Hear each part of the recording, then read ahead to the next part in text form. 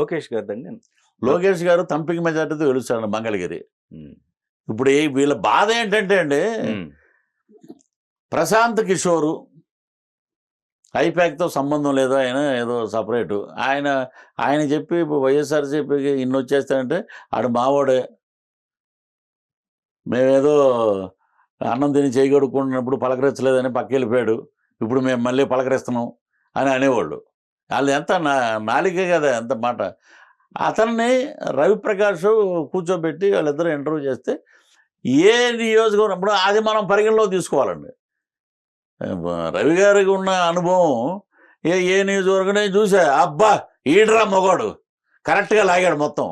ఈ నియోజకవర్గంలో ఇక్కడ ఈయన గతంలో వాడిన మాటలు, ఈయన చేసిన దౌర్జన్యం వల్ల పల్నాడులో తెలుగుదేశం వస్తుంది. ఈ 7 ఒక ఎంపీ కింద 7 ఉన్నాయి. 7 ఒక చోట 7 అద్భుతంగా వచ్చే ఉన్నాయి, 7 6 వచ్చే ఉన్నాయి, 5 వచ్చే ఉన్నాయి. ఓకే. ఇంకా క్లియర్గా రాయలసీమలో మీకు అంతా కలిపి నాకు తెలిసి 33 కన్నా దాటకూడదండి. మహా అంటే మీకు 42 సీట్లతోటి మీరు అక్కడికి ఆగిపోతారు. మహా అంటే ఒక 4-5 ఎంపీ సీట్లతోటి పరిమితం. ఓకే. ఓకే. మిథున్ రెడ్డే గెలవరంటారండి. అవునా? కిరణ్ కుమార్ రెడ్డి ఓకే. బ్రహ్మాండంగా కిరణ్ కుమార్ రెడ్డి దూసుకెళ్తారంటే ముందు మోడీ మీటింగ్ కూడా జరిగింది, అద్భుతంగా వస్తున్నారు. మనం వేళ్ల మీద లెక్క పెట్టుకోవచ్చు. తిరుపతి మన వరప్రసాద్ గారు, అలాగే రాజోల్లో వస్తే ఇప్పుడు అందరూ వాళ్ళు ఏంటంటే యూత్ మొత్తం ఎడ్యుకేటెడ్స్ మొత్తం వాళ్ళందరూ అర్బన్ ఏరియాల్లో మొత్తం ఒక ఇదిలోకి వచ్చారండి. ఏంటంటే దోజ్ హూ ఆర్ ఎడ్యుకేటెడ్, ఎవరైతే పర్ఫెక్ట్గా చేస్తాడో వాడికే వేద్దాం మనం. ఇప్పుడు ఇక్కడ ఉన్నటువంటి మన రైల్వే కోడూరు ఆరవ శ్రీధర్ గారని రైల్వే కోడూరు, ఇక్కడికి వస్తే మన ఈయన ఆరణ్ శ్రీనివాసులు గారికి చౌదరీసు ఆత్మీయ సభ అని పెట్టారండి. 28,000 మంది చౌదరీసు కమ్మారి ఆత్మీయ సదస్సు అని ఒకటి పెట్టారు. దానికి నేను వెళ్ళాను, డే అంతా ప్రచారం చేసి అక్కడికి వెళ్ళాను. 28,000లో ఒక్క ఓటు కూడా పక్కకి వెళ్ళదండి. ఇంకేదన్నా ఉంటే మేము మోటివేట్ చేసి మిగతా వాళ్ళని కూడా తిరుపతి బాగుండాలి, ఈ చంద్రగిరి దుర్మార్గుల నుంచి తిరుపతి రక్షించుకోవాలంటే మనం ఉమ్మడి అభ్యర్థిని, కూటమి అభ్యర్థిని గెలిపించాలి. ఒకటే ధ్యేయం. మా ముందు స్వర్గీయ నందమూరి తారక రామారావు గారి బొమ్మ, మా గుండెల్లో చంద్రబాబు తప్ప మేము వేరే ధ్యాస లేదు మాకు, వాళ్ళనే మేము గెలిపిస్తాం అని ఉన్నాయండి అక్కడ. పబ్లిక్గా చెప్తున్నారు బ్రాహ్మణులు. కానీ ఇప్పటికి కూడా వాళ్ళ స్ట్రాటజీలు అండి, మా ఓటర్స్ వేరే ఉన్నారు. ఎక్కడి నుంచి వచ్చారండి? బీహార్ నుంచి వచ్చారు వీళ్ళు ఓటర్సు, లేదా సజ్జల రామకృష్ణారెడ్డి గారు ఏమైనా సోషల్ మీడియాలో ఓటర్స్ ఒకటే సార్. ఇప్పుడు మీకు ఈస్ట్ వెస్ట్ పక్కన పెడదాం, మా ఓటర్స్ మాకు వేరే ఉన్నారని వీళ్ళు అంటాకి, సరే వీళ్ళు ఓటర్స్ ఏమన్నా అద్భుతమైన లీడర్సు లేకపోతే ఇంకోటేం కాదు కదా. వీళ్ళెంత మా పథకాలు మేము ఇస్తున్నాం దానికి ఎగబడి వేసేస్తారు అనుకుంటున్నా, అది లేదు. దాంట్లో ఒకవేళ నువ్వు ఏదో చాలా గొప్పోడు అని అంటే వేసేస్తారేమో అనుకున్నారేమో, కానీ దాంట్లో కూడా మీకున్న దాంట్లో 36లో వచ్చి మేము నరికేసాం. 18 నుంచి 19 సీట్లు లాగేస్తున్నాం అక్కడి నుంచి. ఇంక నీకేముంది బలం? ఎప్పుడైతే సరే ఈస్ట్ వెస్ట్లో థంపింగ్ మెజారిటీ ఉంటుందో వాళ్ళే ఆంధ్రప్రదేశ్ ప్రభుత్వానికి కాబోయే ముఖ్యమంత్రి. అది సెంటిమెంట్ ఎప్పటి నుంచో అండి.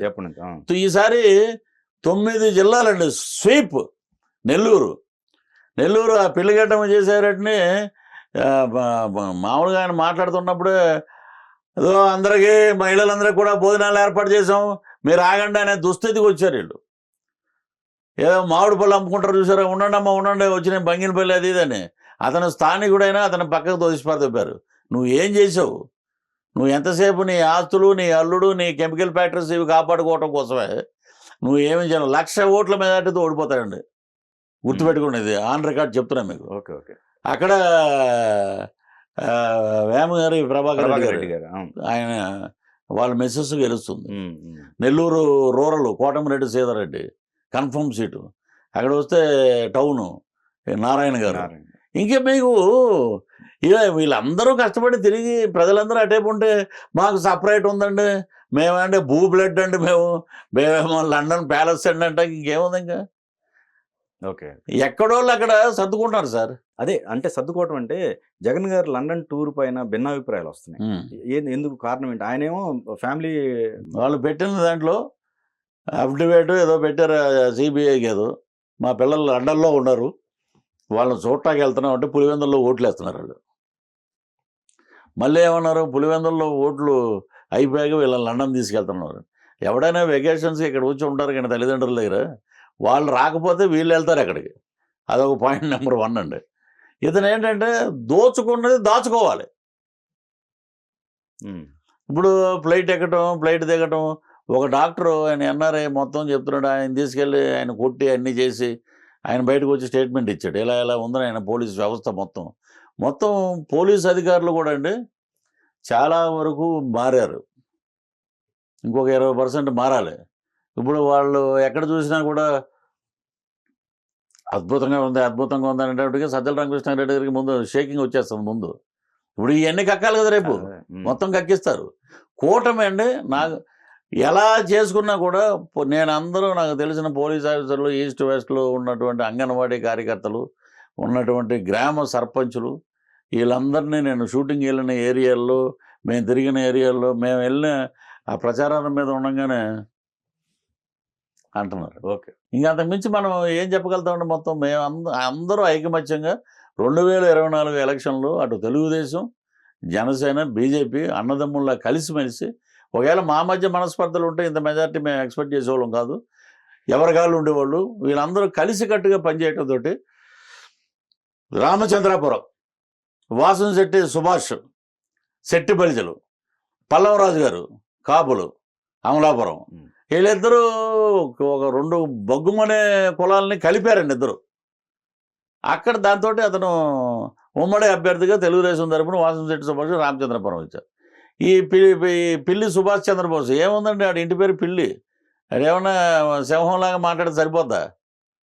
ఆడ పడుకున్నాడు. ఆ ఊర్లో ప్రజలు అరటిపళ్ళు అమ్ముకున్న వాళ్ళు కూడా గుడి దగ్గర ఉండేవాళ్ళు ఏమన్నా ఆయన గెలిపితే ఏముందండి, ఏదైనా గెలిపి మా నాన్న అడుగుతానండి అంటాడు. అలాంటి వాడు మాకెందుకండి ఎమ్మెల్యే.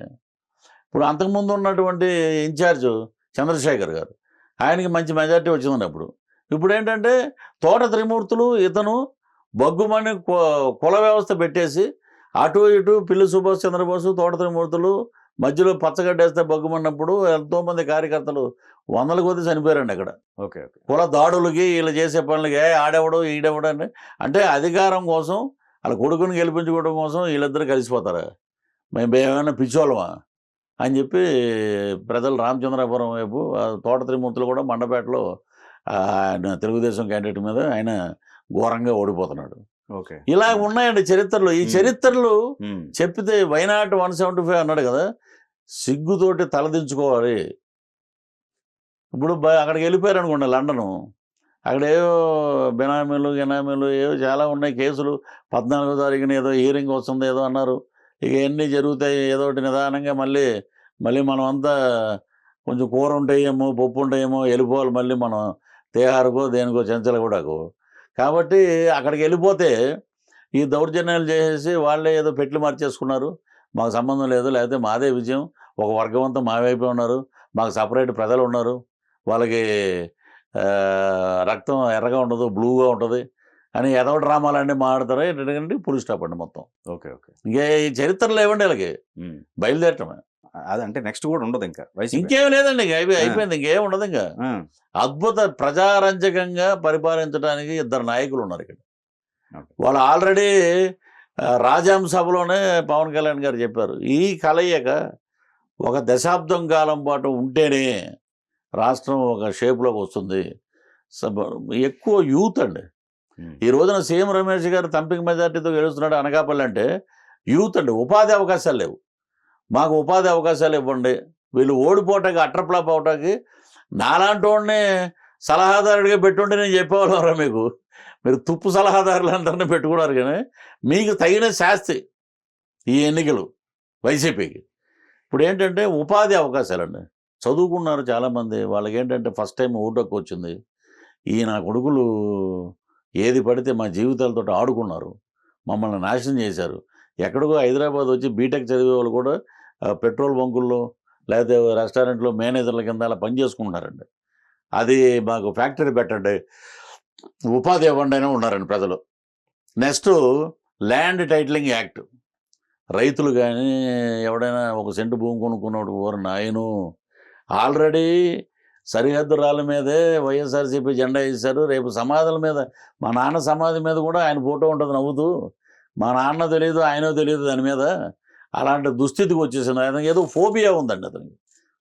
ఏంటంటే నేనే ఇది ఇప్పుడు ఆయన విజయ్ చంద్ర గారు ఒక సినిమా తీశాడు, కొత్త దేవుడు అండి, కొంగొత్త దేవుడు అండి అని ఒక పాట ఉంటుంది. అవును. అతనే దేవుడు, అతనే రాజు, అతనే చక్రవర్తి, మేము చెప్పింది నడవాలి.